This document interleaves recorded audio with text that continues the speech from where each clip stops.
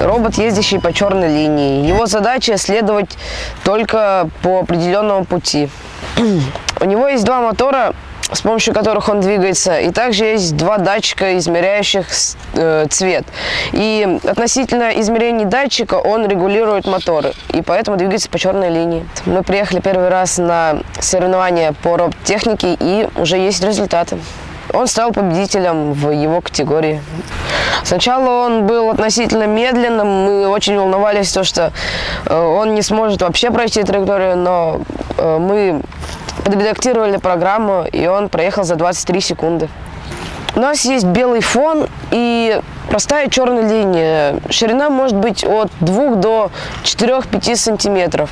И если замкнуть линию как круг, либо в виде другой какой-то фигуры, то он будет бесконечно ехать по этой черной линии. Если будет потребность в каком-то другом цвете, это будет не проблема. Я больше люблю заниматься программированием и, скорее всего, стану программистом.